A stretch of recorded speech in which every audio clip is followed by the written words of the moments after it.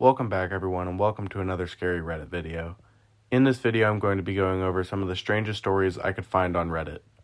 I'm glad you guys are enjoying these as I enjoy making them, and I really appreciate the support on the last video. With that out of the way, let's get into the first story. Bodies in the road. I was driving a shortcut from 29 Palms, California to Albuquerque, New Mexico. 29 Palms is located in the desolate high desert east of LA. The shortcut was completely a two-lane road through total nothingness, except for passing through Amboy, California. Amboy is a nearly abandoned town nearly as far below sea level as Death Valley, with a dormant volcano and lava field on one side and a salt flat on the other. It was also, at the time, a hotspot for satanic group activity. So I was driving by myself in the afternoon. I stopped in Amboy and snapped a picture of the city sign just to prove I was there to friends who dared me to take that route to I-40. I got back in my car and proceeded to drive up into the mountain range between Amboy and I-40. Once I reached the top, I am driving north through a canyon with high grass on both sides of the road. Up ahead, I see some stuff in the middle of the road. As I approach, I slow down to see a red Pontiac Fiero stopped sideways across both lanes, a suitcase open with clothes scattered everywhere, and two bodies laying face down in the road, a man and a woman. I stop 100 feet or so away, and the hair on the back of my neck is standing up. Being a Marine, I reach under the seat and pull out a 9mm pistol and chamber around. Something seemed very wrong. It looked too perfect, as if it were staged, an ambush. Was I being paranoid? Something was just wrong. Getting out of the car seemed unthinkable. It was the horror movie move. As I scanned the road, I saw a line I could drive. Past the guy in the road on his left, swerve to the right side of the woman behind the Fiero, and I'd be on the other side. I dropped it into first gear, punched it, and drove the line I planned. I passed the back of the Fiero without hitting it or either side of the bodies in the road. I continued forward a couple 100 feet and slowed down so I could breathe and let my heart slow down. As I looked up into the rear view, I saw that the two bodies had gotten up to their knees and 20 or so people emerged from the tall grass on either side of the road by the car and the bodies. At that moment, my right foot smashed the pedal to the floor and did not let up until I had to slow down for the I-40 East on-ramp. I will never know what would have happened to me had I gotten out of the car to check on the bodies or stopped my car closer to them. Somehow, I do not think it would have been good. Sometimes in real life, it can be scarier than a movie. Church in the woods. Longtime lurker on here, using a throwaway. I've recently found myself snowed in and bored, so I figured I'd finally share my own story. This really happened, and this is how it went down. No bullshit. This isn't fiction, and I'll warn you, it's long. I grew up in Ohio in the 70s, and me and my childhood friend Joe were outside all the time. We could manage it. Joe lived on a farm that bordered a pretty big forest, and my parents would drop me off in the morning and we'd stay up in the woods all weekend. We'd only come out for school. We loved pretending we were frontiersmen. We'd build shelters, traps, practice making fire with sticks, the whole 9 yards. When we got into high school, we got this notion to pull a Stand By Me. This was based on the movie of the same name that just came out. The idea was that we'd walk around the railroad tracks out in the country, but instead of looking for a dead body, we'd find cool bridges to fish from and a camp a little ways off the tracks. Of course, we knew this was dangerous and we'd likely be trespassing, but we were kids. We had a lot of fun. We did find beautiful rivers. We discovered bridges no one went to. We fished, we hid from trains.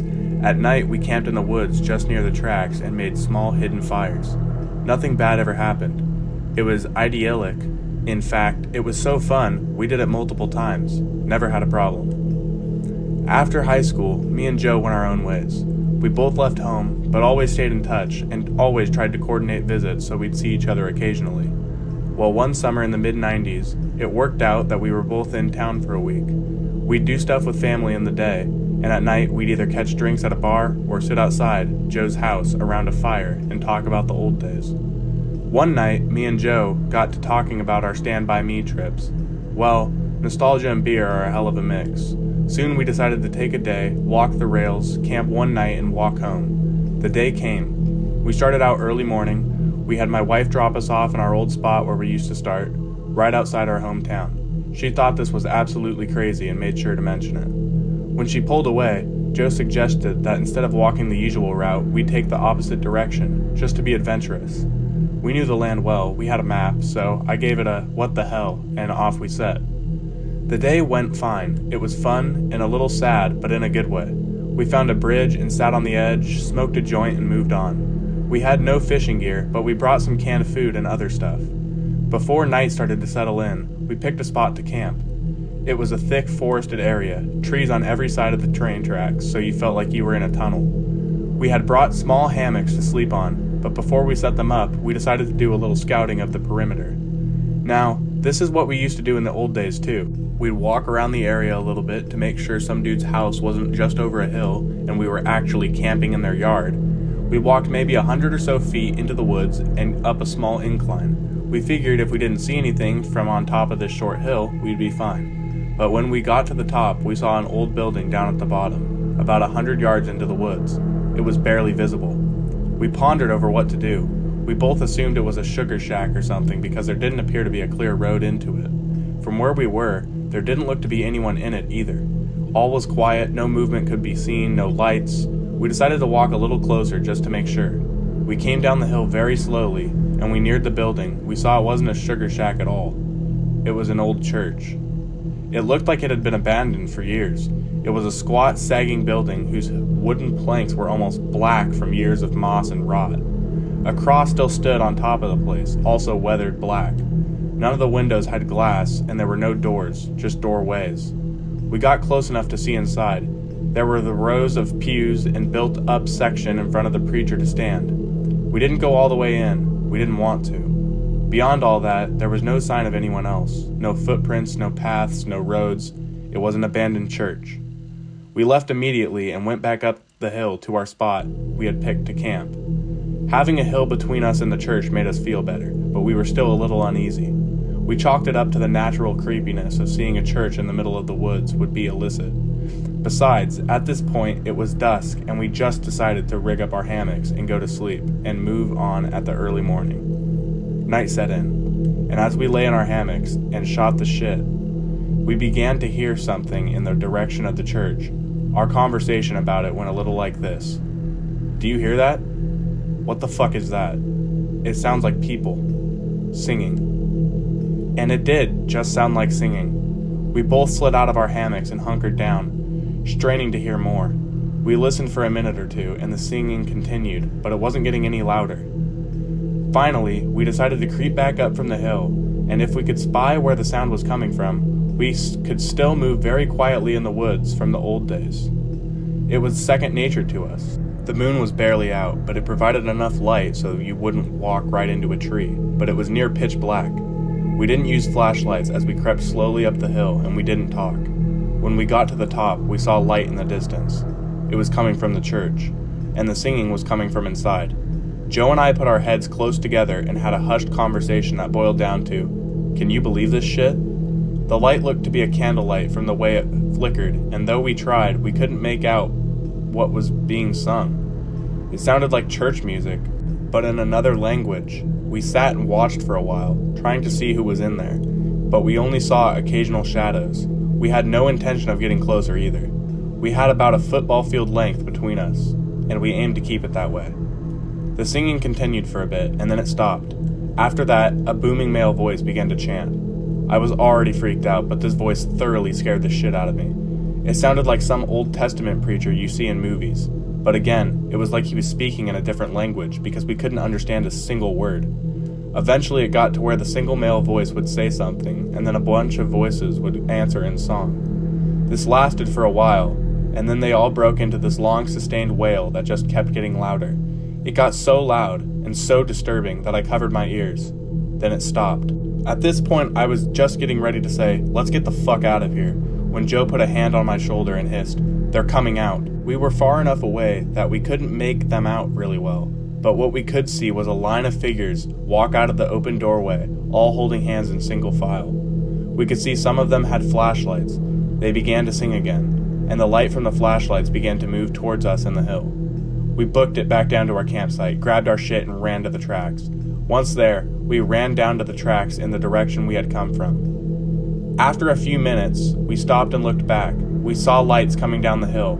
They were moving erratically, like whoever was holding them was shaking them. We continued to run in spurts and walk as fast as we could. We eventually stopped seeing the lights and came to a road. By our map, we knew a small town was about 15 minutes down it, and we walked there. Got to a 24-hour gas station and called my wife to come get us. My wife and other friends all just thought it was kids messing around, but I heard those voices, and they sure as hell didn't sound like kids to me. Not sure who those people were, but it was definitely the creepiest thing that happened to me out in the woods. Loud vibrational noise in Pisgah Forest. A while back, myself, girlfriend, and other couple spends a day on the beach along the Davidson River and had a very odd experience. We had found this spot the day before, and 3 of us spent the day chilling. One friend goes upriver about 500 yards around the bend and comes back stating he's heard a weird noise. We disregard and continue the day, leaving without incident. Upon the next day, it was surprisingly crowded. At about 3 p.m., the place empties out and we were alone until maybe 5 p.m. We all began to pack the car, that's maybe 50 yards away, and friend who heard the noise and I returned to the beach for the last 2 items. We had been skipping rocks all day in complete failure and decided let's throw a couple more before we go. We throw like 2 and all of a sudden, friend skips his like 40 yards 50 times, and before we can even react, an extremely loud vibrational noise that I could only compare to buzzing of like a guitar amp that's not fully plugged in. It was so loud and you could feel it in your chest getting closer, like a helicopter or something that was going to fly over us on this riverbank. When it felt like it was going to turn into our visibility, it kept going and seemed to go over where the car was and up towards a mountain. The noise abruptly stops, and we both look at each other like, what in the actual fuck was that? He looks to me and goes, that was weird, but it's going to be even weirder if the girls didn't hear it. We return to their car, and they're both in the car pissed, asking what took so long, and they didn't hear a thing. We asked them how long they thought we had been gone for. They said no less than 45 minutes. I would say we were gone for no more than 5 to 7 minutes at the most. I spent no less than 40 days at this river spot and have never had anything else happen, nor heard of anyone else experiencing something similar. Spirits in the walls. I, 18 female, had a terrifying and traumatic experience when I was only 12 years old. It was nighttime, maybe around 9 p.m., and I was completely home alone. My family had been at a country carnival for a couple of hours and wouldn't be back until later. I don't remember why I decided to stay behind, but I did. The house was eerily quiet and most of the lights were off, except for the hallway light where I was sitting. For better understanding, my bedroom was adjacent to the laundry room, and my older sister's room was directly across from mine. There was about a 2-foot wide wall separating the door to my room and the door to the laundry room. I was sitting with my back on the wall, while on the floor. I was playing some kind of game on my little iPod, when all of a sudden, I heard an explosive bang on the wall in my sister's room. I quickly jumped up and ran into my room. I stood there silently and stared into her room, trying to understand what happened. I realized that nothing had fell, and nobody was in there. My heart was racing, and continued to stand with my eyes wide open. That's when I heard the second loud bang in the same spot. It sounded like it was coming from inside the walls. I jumped into my bed and threw my covers over me. I immediately called my mom to come home as soon as she could. I sat there for what felt like forever, just waiting to hear that horrific noise again. My family came home about 30 minutes later, and I was still in my bed hiding. My family looked around everywhere and saw no sign of damage, a fallen object, or a break-in. I was confused but not surprised. Stuff like this was pretty common in this house, but never got less terrifying. A few days later, my aunt visited our house to check it out. She is an extremely spiritual person and does energy work, spiritual therapy, and healing for a living. She stood in my sister's room for a little while and told us that there were 1 or 2 evil entities in our walls, possibly trying to get out.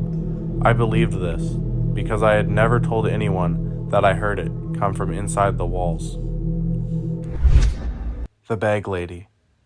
In high school, during a quiet summer night, me and 2 friends went to investigate a local ghost road. It was rumored to have a ghost lady who would appear carrying a couple of bags, then dematerialize in front of you. The road has fields, woods, and houses spread out, but by no means did it feel remote or creepy during the day. We pulled this little pickup truck to the side of the road, turned the engine off, and just sat quietly with the windows down. The cool night air felt perfect. We were still talking like normal about life and girlfriends, and really just half paying attention to the dark road that stretches out away from us. Then I saw something. Here's what I saw. During a lull in conversation, I looked up to see the silhouette of a 3-inch to 4-inch tall humanoid shadow walking down the opposite side of the street, no more than 40 feet away. I didn't say anything, but stared in disbelief. It looked like if a Muppet had been walking. No sooner than I saw this thing, it walked through a darker shadow cast by a nearby tree in the moonlight and emerged out of the other end of the shadow, looking like a normal house cat. It was no longer upright, but was distinctly a cat.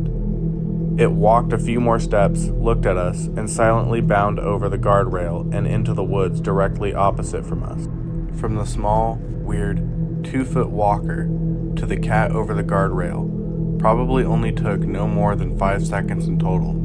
I said nothing the entire time. Strangely, nobody did.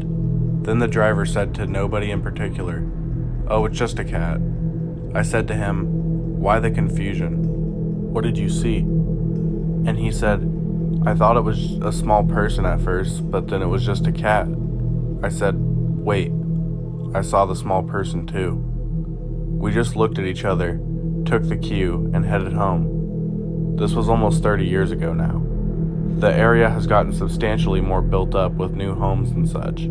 I think about this from time to time. I wonder if it was my eyes playing tricks on me. But it is noteworthy that somebody else in the vehicle saw the same thing at the same time. And that's going to be all for this video. Like I said last time, I'm trying to change things up to see what you guys like. So this video had more stories than the last two. So just let me know what you guys are enjoying. And if you enjoyed, please consider subscribing and giving this video a like, as it is this channel's goal to get to 10,000 subscribers by the end of the year. And I believe it's possible. So that's about it for this one. See ya.